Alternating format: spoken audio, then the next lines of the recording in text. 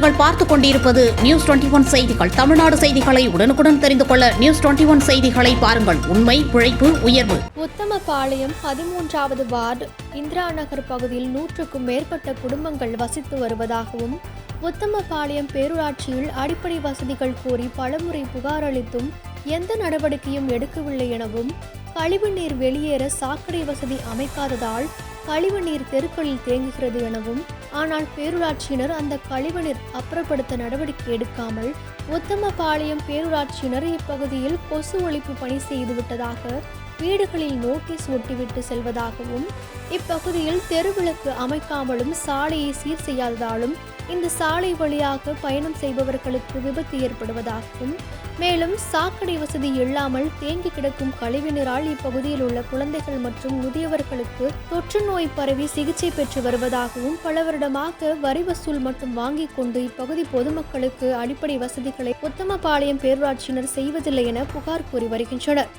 சம்பந்தப்பட்ட அதிகாரிகள் இனிமேலாவது நடவடிக்கை எடுக்க வேண்டும் என கோரிக்கை விடுத்தனர்.